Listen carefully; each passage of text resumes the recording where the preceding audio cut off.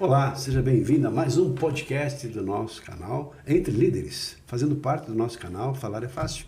E sempre trazendo assim informações importantes, úteis, com especialistas, pessoas que têm uma coisa para contribuir, colaborar, dar um norte, um rumo, ou pelo menos assim, provocar um pouco a sua atenção, por que não, para você poder melhorar ainda mais a sua trajetória pessoal e profissional.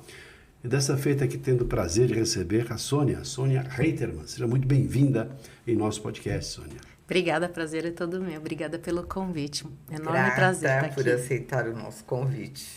Sou Reinaldo Passadori, Nancy Assad, e nós criamos esse programa aqui justamente para trazer para você esse mundo corporativo, pessoas que têm um papel de liderança, um papel que tem a ver com o que é esse ser líder num país que assim, sempre com muitas mudanças, dentro de um momento também que estamos em muitas transições, em aspectos de cultura, de transição, de tecnologia.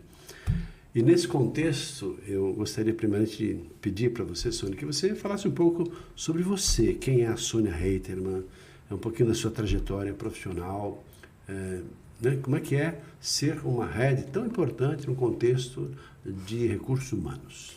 Eu gostaria que você incluísse também a sua trajetória pessoal, né? Porque o pessoal está diretamente ligado ao profissional. É verdade. Eu escutava muito essa frase, né? De pessoal, né? No pessoal e no profissional, mas está tudo junto e misturado, né?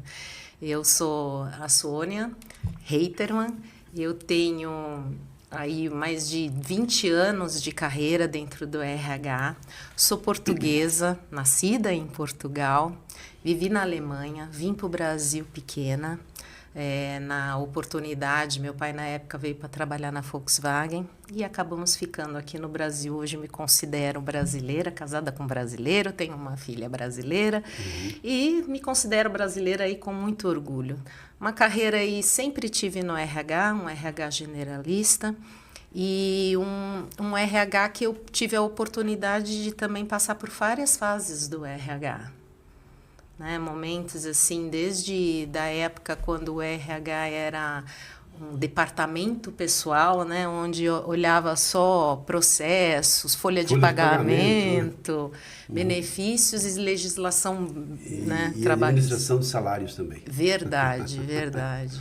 Depois eu vi uma evolução que o RH, começamos a olhar mais assim para competências, né, onde se falava de habilidades, né, onde a avaliação de desempenho se tornou forte.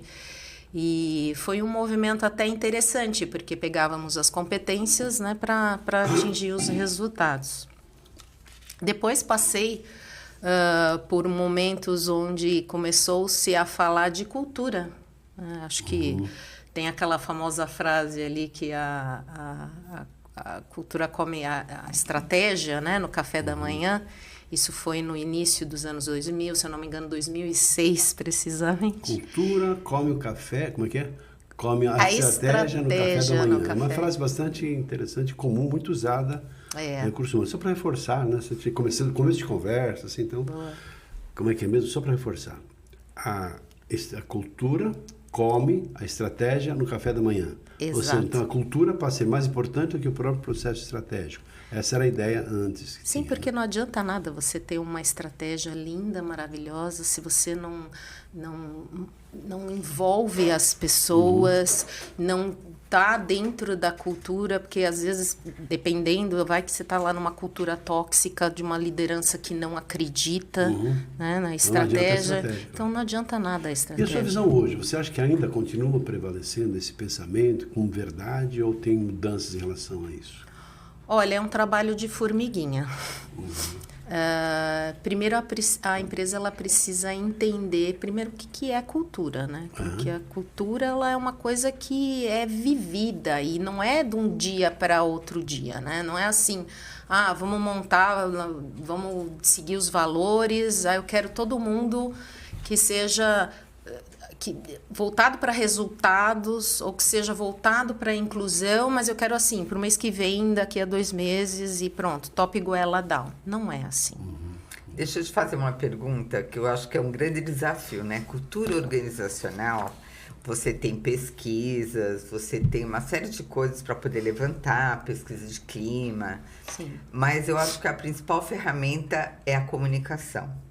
Eu acho que é um grande desafio. Como que o RH trabalha a comunicação para poder ter uma boa cultura organizacional, desde o chão de fábrica até a alta direção? É um trabalho longo. E você precisa primeiro estar, além de entender, eu chamo de traços culturais. Eu vou falar, quando, por exemplo, você entra, eu já entrei numa empresa onde você primeiro precisa mapear o que ela já tem de bom. Porque não adianta também, vamos começar uma cultura do zero. Primeiro você precisa saber Uma que base, tipo de até traços... alguma coisa para corrigir, alguma coisa para cortar, alguma coisa para Exato, ou para adaptar, para melhorar. Claro. E partir de um ponto, não é? Exato. Então, você tem que olhar a empresa e ver quais são esses traços culturais que ela tem. Como? Com rodas, pode ser rodas de conversa, com entrevistas, tá junto. Por exemplo, se é uma indústria, eu trabalhei bastante em indústrias, você tem que ir, sim, tem que ir lá presencial. Não adianta fazer, hoje eu sei que tem tecnologia, tudo, mas não adianta. Tem que ir olho no olho, tem que conversar com as pessoas e escuta ativa acima de tudo. Então, aí você vê quais são os traços culturais que a empresa já tem, e aí, junto com a estratégia, né? Porque hoje o RH também, ele é um RH de negócios. Ele é um RH Faz que parte da tem mesa, que estar do junto. board da empresa que toma decisões certeza, também, né? Com certeza. E aí eu falo sempre que a cultura, ela anda junto com a estratégia. Olha só. Tá. Como que o RH ajuda nos negócios, no sucesso dos negócios corporativos? Olha, pode ajudar de várias formas também. Porque é um desafio, né? Muito. Trabalhar com gente não é fácil, né? Ainda mais que várias cabeças, vários Exato. pensamentos. Você tem pessoas e pessoas, líderes e líderes, alguns resistentes, outros mais abertos. Então, eu vou falar a minha estratégia. Eu gosto muito dessa parte de dados. Eu acho que sem dados você não consegue dar para a tomada de decisões. Então, o que eu faço? Eu, por meio de dados, eu montando, por exemplo, uma estratégia de cultura, um change management, o que for, você monta todos os dados com, olha, fiz todas as entrevistas, todas as conversas, aqui estão os traços culturais, aqui estão os traços que podem ser adaptados, que podem ser melhorados de acordo com a estratégia da empresa. E aqui estão os indicadores. E com os indicadores, eles ajudam na tomada de decisões. Então, isso ajuda muito. Essa é a estratégia que normalmente eu uso. Tá. Então, você, assim, estou vendo um pouco do material que a gente já teve aqui antes para ter uma ideia do seu perfil, uma trajetória profissional, assim, bastante intensa, não é? Atua há mais de 20 anos de carreira em recursos humanos, atua em multinacionais de diferentes setores como consultoria, seguros, química, serviços compartilhados, indústria de gases. Então, tem muita informação em relação a você nesse sentido, né? E nesse sentido, então, é uma pessoa que tem toda uma bagagem, não é? Conquistou conhecimentos importantes como, assim, reconhecimentos, foi premiada com muitos trabalhos pelo que realizou, né? Como Great Place to Work, Candidate Experience Awards, o que esses prêmios, né, na verdade, representam para você em termos de impacto na gestão de pessoas em função do que você fez. Então, a pessoa que não só atuou, mas assim, fez todo um trabalho e também, aproveitando isso, o que é que fez com que você tivesse esse reconhecimento, essas premiações? O que trouxe de novo? O que você inventou, inovou, trouxe para o segmento de recursos humanos, considerando toda a sua bagagem? Você teve premiações. O que, de fato, gerou essas premiações que você recebeu no contexto de recursos humanos? Essas premiações, elas são muito importantes, mas eu sempre digo que não adianta também você ter uma certificação só por ter. Em muitas organizações que eu entrei, por exemplo, até tinham o Great Place to Work. Mas com as conversas, conexões com as pessoas, elas me vinham falar assim, tá bom, a gente tem, mas eu não sei para que isso serve e eu não sei qual é o meu papel e qual é a minha contribuição.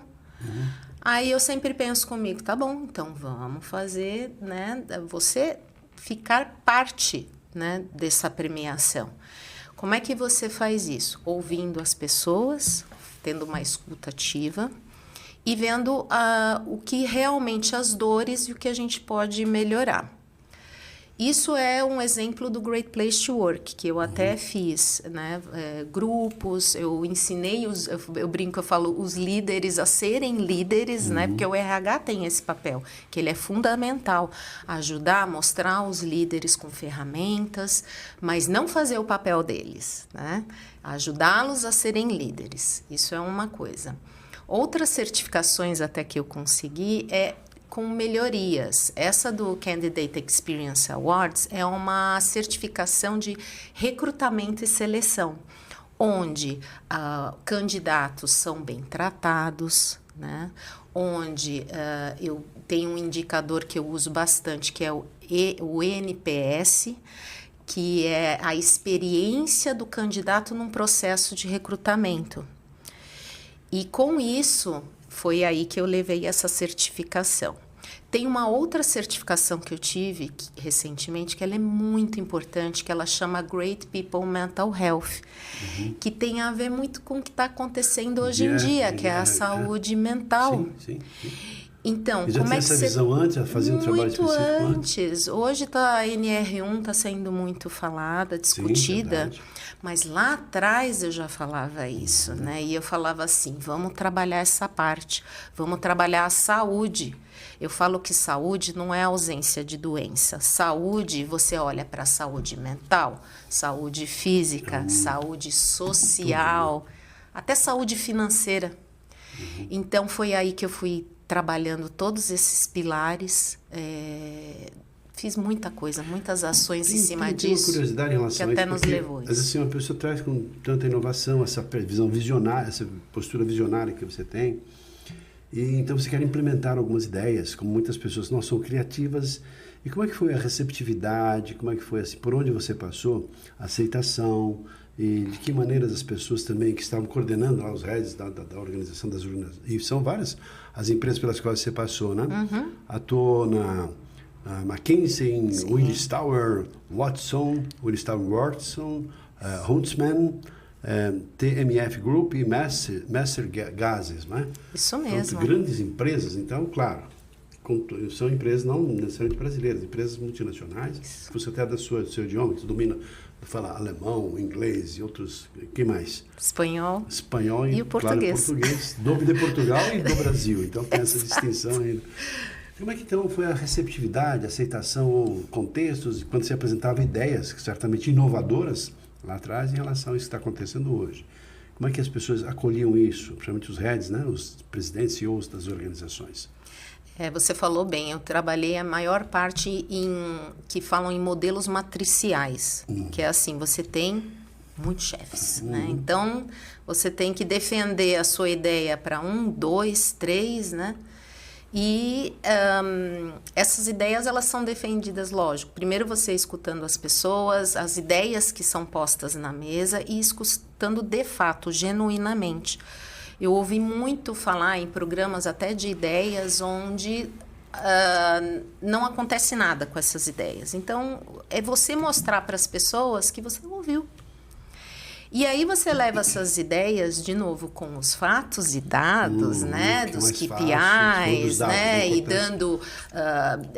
você pode mostrar exemplos que vão contribuir, sim, eu provo isso, que engajamento, felicidade, dá lucro.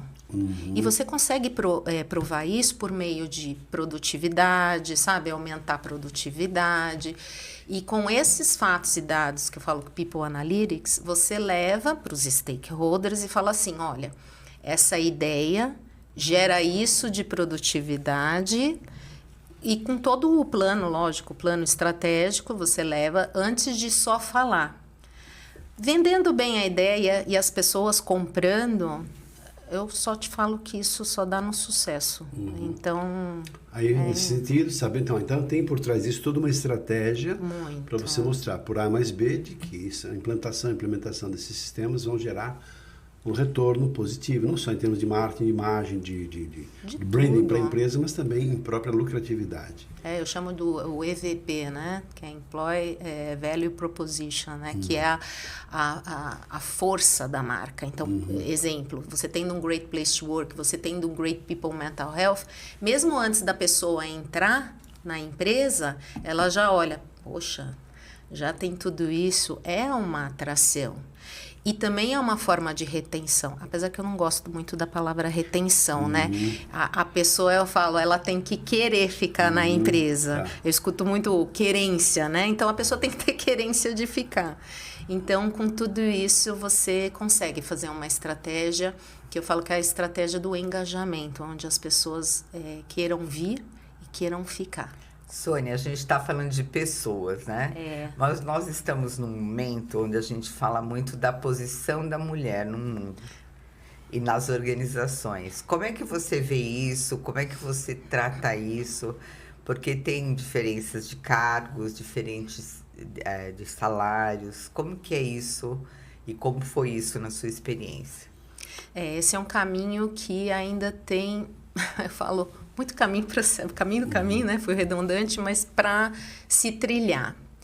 Eu agradeço a minha trajetória, porque sempre eu fui uma líder que eu falo que sempre entrei nas coisas, sabe? Nunca, não é não conformada, mas eu não aceitava que eu não fosse aceitada. Eu vou dar um exemplo. Teve uma empresa lá atrás, quando esse assunto ainda estava começando a ser discutido, tinha uma reunião sempre era de conselho, sabe? E só tinha lá o diretor financeiro, o presidente, né? Homens, e o RH nunca estava. Aí eu fui, de verdade, eu fui lá na cara de pau e falei... Por que não? Posso participar? Não, pelo menos. E foram muito educados, falando assim, olha, não precisa participar, porque é uma reunião, né, de conselho, aqui são... Daí eu insisti, eu sempre fui assim, tá?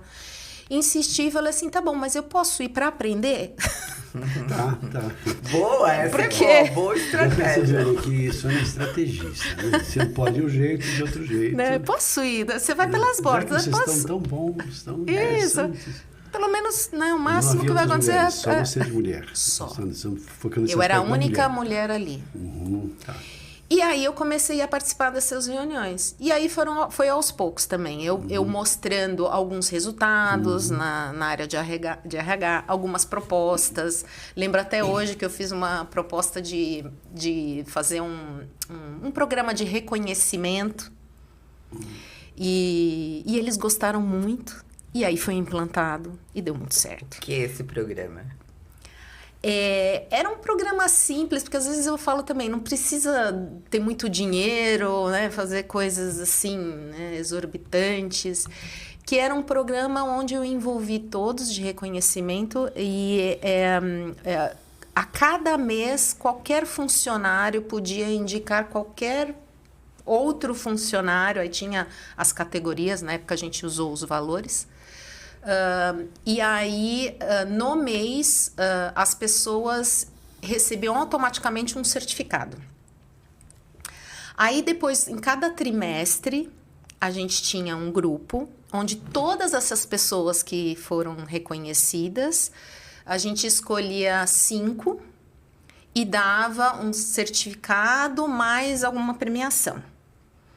E aí, no final do ano, essas 5 de cada trimestre, tinha também um comitê e a gente elegia os 5 do ano, onde na festa de final de ano a gente mostrava quem foi que ganhou, tal. Ah, então, uma coisa assim, muito incentivo, simples. Já dei aqui uma conhecimento, prática muito boa aí para vocês estava usarem. alinhado aos valores.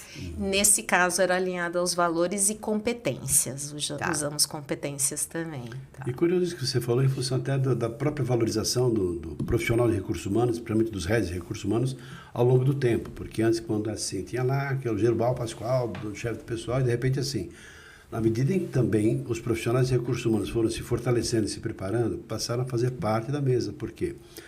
O recurso humano lida com os principais recursos de uma organização. Tem a estrutura, tem o material, tem a construção, mas são as pessoas. Sim. Desde um processo seletivo na escolha de pessoas certas para exercerem os papéis de forma adequada em relação à cultura, que também foi assim um estabelecimento de um processo nos quais todo mundo converge numa mesma direção. E depois, assim, a preparação, o treinamento, até o momento... Então, assim, recursos humanos desde o momento que a pessoa bate lá na porta pedindo emprego, até o momento que ela sai, né, ou se aposenta, ou pede demissão, ou se é demitida, não importa, mas é assim, cuidar da vida das pessoas, do principal recurso das pessoas.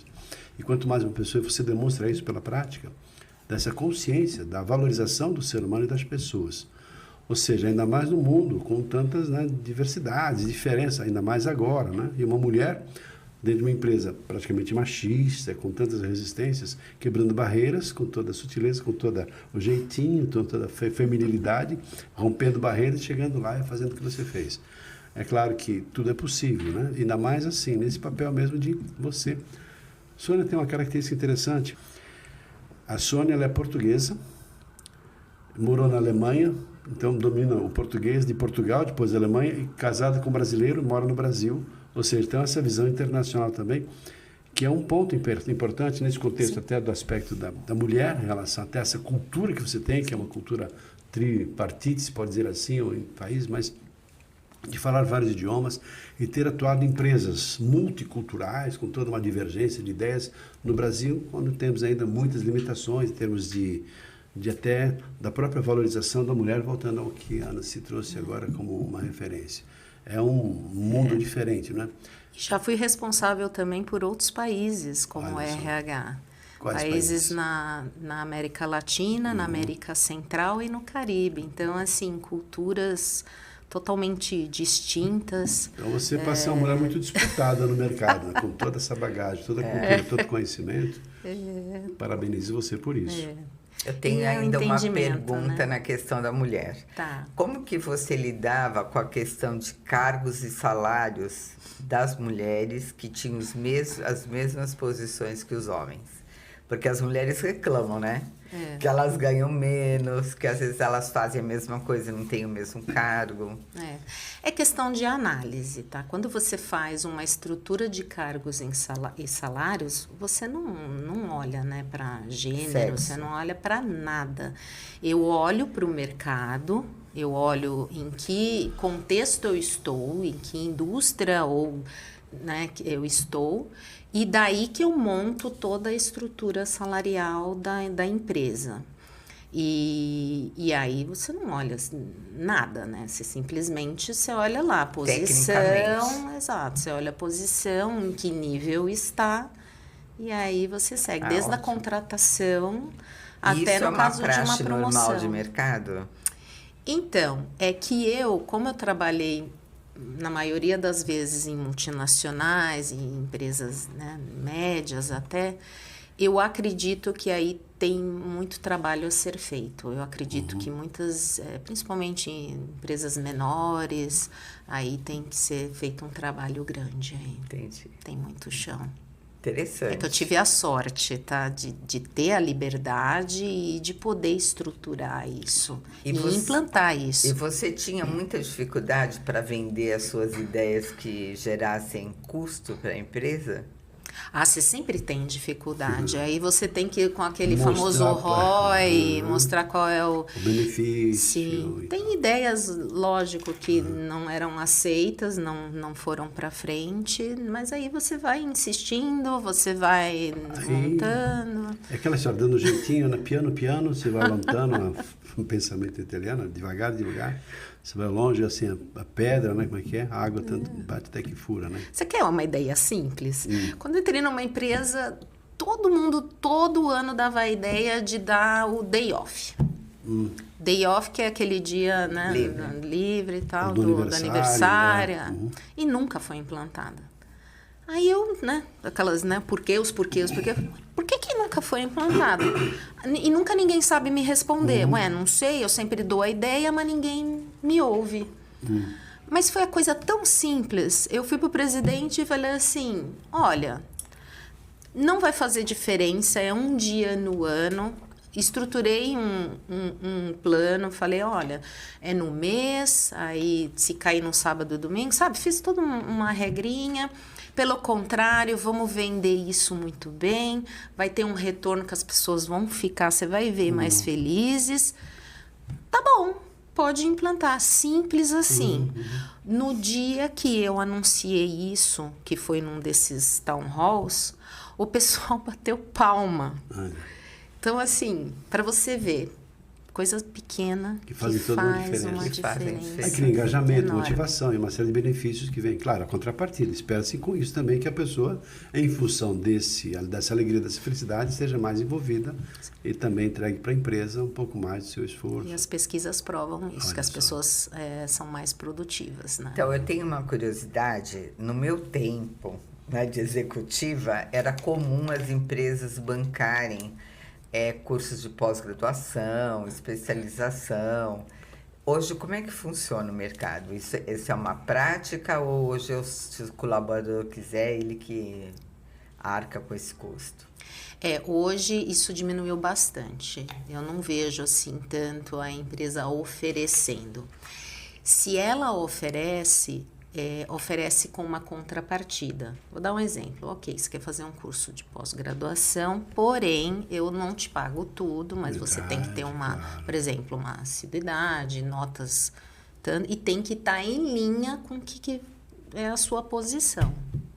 Aí sim. É um investimento, na verdade, claro, no custo. Sim. Porque, perfeito isso. Eu acho também coerente. É bom para todo mundo nesse sentido, não é? Mais uma pergunta.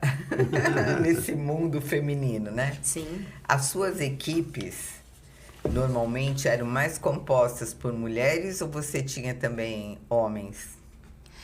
Eu tinha mulheres e homens, mas o RH, por sua natureza, é mais feminino. Mas eu estou pensando aqui, não, sempre tive dos dois gêneros. E de maneira geral, aproveitando esse problema, na empresa como todo, nas empresas pelas quais você passou, tinha mais líderes homens ou líderes mulheres? Aí não preciso nem... Sabemos a resposta. Essa não. Sim, mas aí a outra pergunta, e o que você fez em relação a isso? Aí sim, aí a pergunta talvez mais astuta nesse sentido. A gente chegou a mudar pode... alguma coisa nesse cenário? Sim, a gente pode ajudar muito, principalmente no processo de recrutamento e seleção. Por exemplo, a gente pode estabelecer que a shortlist final que seja composta pelo menos por 50% de mulheres. Essa é uma ação de recrutamento que pode ser feita. Outra ação que eu vejo que está aumentando bastante aí é implantar, que a gente chama de blind CVs, que é currículos que quando você dá para o líder requisitante, ele não apareçam o gênero, não apareçam a faculdade que fez, sabe por quê? Porque eu como RH, eu escutei muito assim, é faculdade de primeira, olha só que absurdo, é faculdade de primeira linha ou é faculdade de segunda linha? Oi, o que é faculdade de primeira linha? Sabe? Então, mas tinha, antigamente, né, no meu tempo de executiva, tinha essa seleção. Tem empresa que não contratava ninguém que não viesse de faculdade de primeira linha. Não é? Que é algo assim muito discriminatório, né? Porque às vezes a pessoa que fez uma faculdade menos badalada, vamos dizer assim, é uma pessoa que trabalhou, que tem muita experiência, que tem garra, né? Então, isso realmente é bacana. Aí já não é uma discriminação entre homens e mulheres, mas de universidade, de origem, né? Talvez até de poder aquisitivo para poder ter uma formação um pouquinho mais elitizada. Outra coisa que eu vejo muito no mercado, no recrutamento, qual é a sua pretensão salarial? Eu tenho lá minha tabela salarial, o cargo é tal. Sim. Se a pessoa, pode ser, né, mulher, homem, se a pessoa ela virar e falar assim, sei lá, vou dar aqui um exemplo hipotético, R$2.000 é a faixa lá. Ah, mas qual é a sua pretensão? É 1.000. Eu vejo empresas que falam, então vou te dar 1.000. Não. Só que vai ficar muito abaixo ali da Em tabela. relação à própria outras pessoas trabalhando. Então não é isso que tem que olhar. Você tem que olhar a tabela. Ah, mas vai ficar o dobro. E daí, qual é o problema? A política da empresa, é o cargo, é o mercado, né? Sônia, você liderou iniciativas de engajamento também, desenvolvimento de lideranças. Que exemplos você tem, que você teve na sua experiência de vida, que você destacaria sobre recursos humanos, no sentido de apoiar e alavancar negócios das organizações? Olha, de desenvolvimento fiz também muita coisa, por meio de resultados dessas pesquisas, não só Great Place to Work, às vezes tem as pesquisas de clima, tem às vezes censo de diversidade e inclusão, entrevista de desligamento. Você olhando tudo isso, você consegue olhar exatamente o que você tem que trabalhar. Por exemplo, vamos trabalhar a média gestão. Então, vamos fazer programas de liderança, de média gestão. Eu cheguei até a fazer programas de mentoria para a empresa. Em empresas que focavam em aumento do workforce feminino, eu fiz mentoria para mulheres, programa de mentoria feminino. Isso foi um sucesso. Então, assim, eu acho que tem várias práticas e programas que o RH pode ajudar aí tanto no desenvolvimento de liderança, quanto no desenvolvimento, principalmente da liderança feminina, que por muitas vezes ainda acha, lá tem o tal do síndrome da impostora, né, que acha que não pode, né, e você ouvindo outras mulheres que são, né, executivas, isso muda totalmente a forma de pensar. Eu mesma passei já por programa de mentoria feminina, isso me abriu muito a cabeça. Você é uma mulher poderosa pela sua história, estrutura, pela sua visão cultural, multicultural, os idiomas que você fala, os cargos importantes que passou pelas grandes organizações multinacionais. Você se vê ou se enxerga como um exemplo para outras mulheres que olham para você? Eu quero ser que nem essa mulher aí. Eu me enxergo como exemplo e eu procuro também compartilhar. Eu falo devolver um pouquinho de tudo isso que eu aprendi e a minha carreira. Hoje eu também estou fazendo mentoria. Aplicando mentoria? Sim. Tá. Mas mais social. Tá. E ajudando, né, outras mulheres a se desenvolverem na carreira. Eu mostro que elas podem também. Porque se eu cheguei aqui, elas também podem. Eu acredito muito nesse movimento dentro de uma perspectiva assim, de lógica, de cultura. Mesmo porque quantas meninas foram muito protegidas e talvez não tenham ainda... O mundo corporativo é um mundo frio, insensível. Enquanto estão em casa, protegidos da escola, também ok, passa a mãozinha na cabeça e acaba superando. Mas as dificuldades em relação ao posicionamento, muitas vezes trazendo da própria casa, da própria família, toda uma série de protecionismos que impede que uma mulher tenha firmeza e autoconfiança para ela poder correr riscos e enfrentar as adversidades do próprio mundo. Aí chega num certo momento da vida, vai estudar, vai sair de casa, vai trabalhar, só que não foi psicologicamente preparada para isso. Eu não creio que seja assim da noite para o dia, num passe mágico, que de fato a transformação acontece. Eu penso que é um processo cultural, até educacional, na estrutura, que vai gerar ao longo do tempo essa firmeza, esse fortalecimento mesmo da própria mulher. Além de que essa consciência, assim, uma mulher pode tanto quanto qualquer... Eu gosto de alguns pensamentos que dizem assim: qual o lugar da mulher? É onde ela deseja estar, onde ela quer, onde ela escolhe estar. Só que para isso também tem que ter uma força psicológica no sentido de enfrentamento do mundo também com todas as dificuldades, mundo machista, as limitações, questões de equidade, de salários, etc. Então tem algumas barreiras. Mas acima de tudo a própria pessoa que aprende a se posicionar, a ter um posicionamento, uma firmeza, para enfrentar as suas próprias limitações, que muitas vezes vêm da própria estrutura familiar, do próprio meio no qual ela viveu e vive. E o mundo é frio e insensível do jeito que é. Como é que você vê isso? E não faz muito tempo, né? Onde as mulheres não trabalhavam, não é? E isso parece, é muito tempo atrás. É nada, faz pouco tempo. A minha mãe mesmo, ela não trabalhava. Era meu pai que trabalhava, né? Então, assim, eu cresci com isso.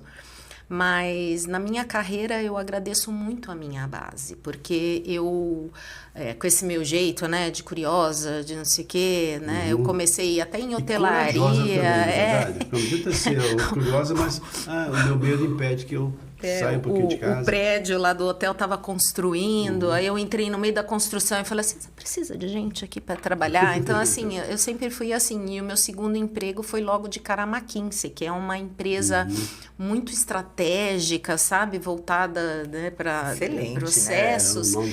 Então, Number one, né? Não, e isso lá atrás, olha a minha base. Então, me letrou, me desenvolveu, de eu ser quem eu sou hoje, né? Então, eu agradeço essa minha base, onde várias pessoas não têm essa oportunidade. Você se formou e foi trabalhar, ou você trabalhou durante a universidade?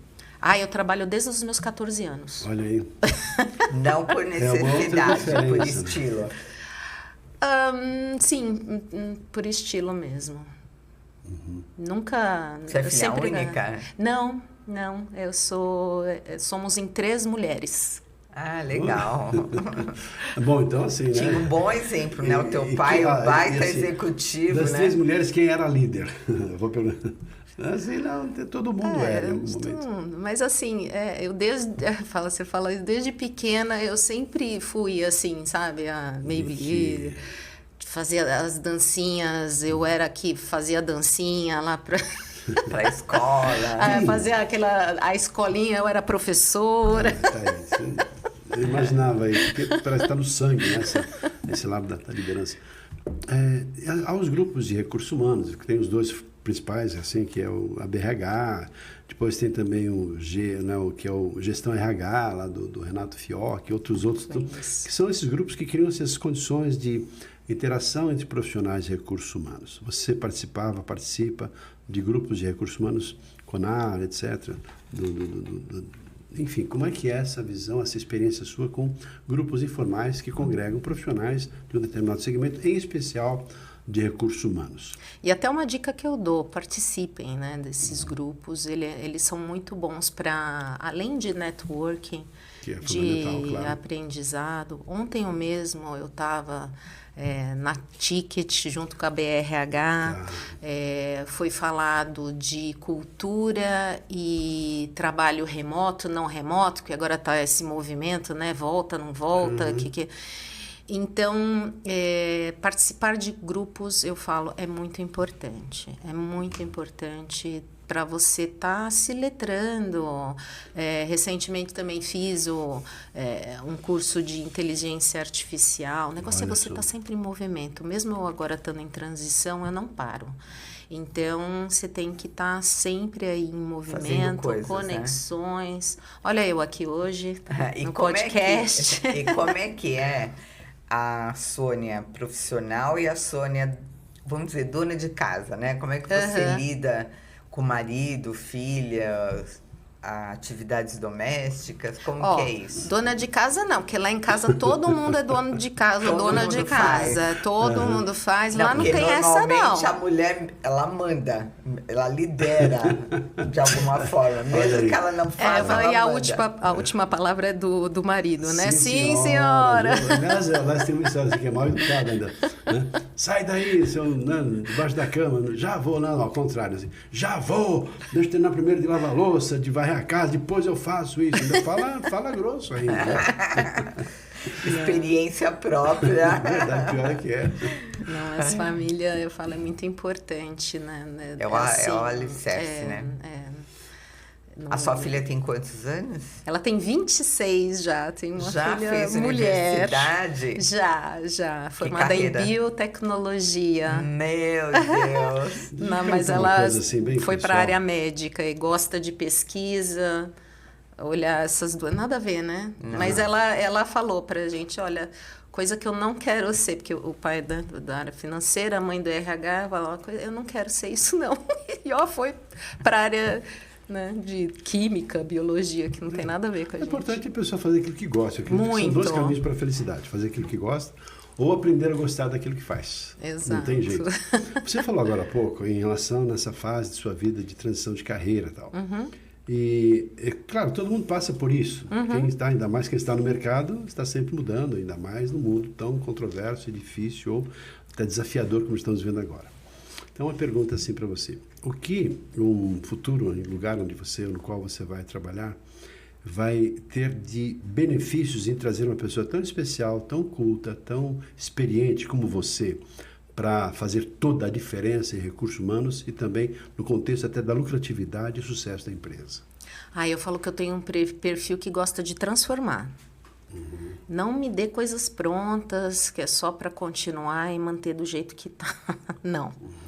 Eu tenho esse perfil que gosto, depois de um tempo, alguém chegar para mim e falar assim, valeu foi, crescemos, sei lá, dependendo do propósito da empresa, eu vou lá e sigo. E faço acontecer. Que bonito isso. E mais uma pergunta que corrobora com o que você acabou de falar. O que você imagina para você como legado?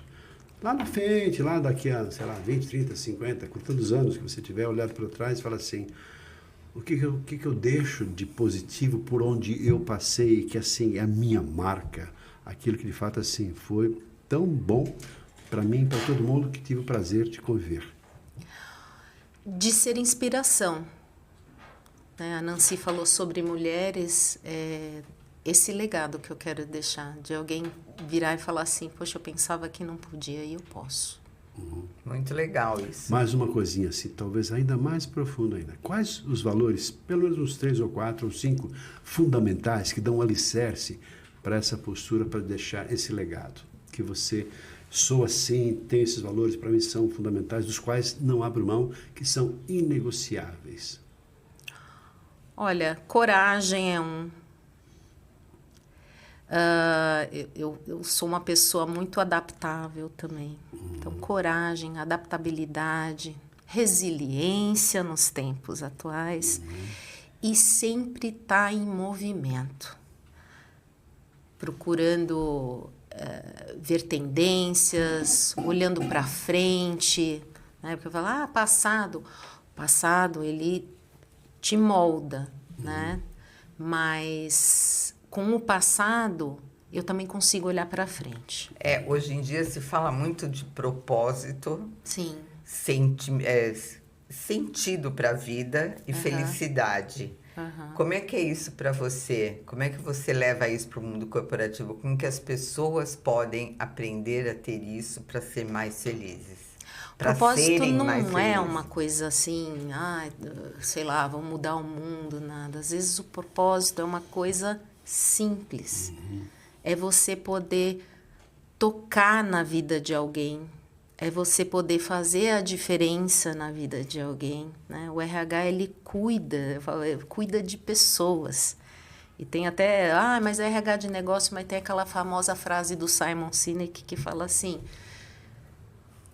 funcionários são pessoas, né? Prestadores de serviços são pessoas. Clientes são pessoas. E se você não entende de pessoas, você não entende de negócios. Nem trabalharia com recursos humanos. É perfeito isso. E nem nada, né? Porque se você não entende de pessoas, você não trabalha em nenhuma área da empresa, né? Olha, estamos chegando no final aqui do nosso programa, Entre Líderes. E quiser deixar algum recado aqui para as pessoas que estão te vendo, te assistindo, enfim, fique à vontade para... Assim, olha, um recado, um conselho, se você fosse dar, o que você diria para as pessoas que estão chegando agora e assim, vislumbrando trabalhar em recursos humanos? O recursos humanos, ele está em transformação. Na verdade, ele já é o futuro. Não tenham muita coragem, tem uma palavra muito legal que é a intencionalidade. Tenham a intenção. Errei, não deu certo, vou desistir. Não desistam. Não desistam. Procurem sempre estar questionando. Não tenham medo, às vezes, de conflitos também. Então, corram atrás. Eu sei que é uma palavra muito assim, mas é sonhos. Mas corram atrás dos sonhos, porque os sonhos se realizam. E isso é verdade. Maravilha. Que bonito isso, hein? Muito legal. Parabéns. Você quer deixar o seu LinkedIn aqui para quem quiser entrar em contato, saber mais? Olha, o meu LinkedIn ele é muito fácil com esse meu sobrenome, né? Qualquer um Aliás, me acha, uma né? brincadeira, eu falando assim, Sônia Reiterman, ela falou, meu nome é Sônia Reiterman, né? Assim, o nome pronunciado em alemão, né? Mas pode chamar de Reiterman, porque assim, mas assim, ela falou, não, fica tranquilo. Mas, se fala Sônia Reiterman, mas eu falo Sônia Reiterman com R, R-I-T-E-R-M-A, 2 N's de navio. Isso é sofisticado, tá no aí, nome, né? tanto no LinkedIn, no Instagram também. Então... Sônia Reiterman, né? Com 2 N's no final. Você que nos assistiu até agora, se tiver alguma pergunta adicional, ou se você gostou do nosso programa, do nosso bate-papo, dá o seu like, compartilhe e se inscreve no nosso canal. E também manda sugestões de perguntas e de convidados que você gostaria de ver aqui na nossa bancada. Olha só, então tá. Nancy, muito obrigado. Que bom. Obrigada a você. Muito bom trabalhar com você. É sempre um aprendizado, sempre tem coisas muito interessantes, úteis. Sempre nós assim, somos os principais beneficiários, porque a gente tem o prazer de servir. Obrigada. E de ouvir pessoas tão interessantes, cultas e com muita experiência, como é o seu caso. Obrigada. E para quem eu também agradeço nesse momento pela participação aqui em nosso programa. Foi um prazer. Então, e para você, espero que tenha gostado desse trabalho, que tenha sido útil para você como reflexão, como pensamentos, conselhos, sugestões que a Sônia Reiterman deu aqui para a gente nesse tempo todo. Fica um abraço e até o nosso próximo programa. Até lá.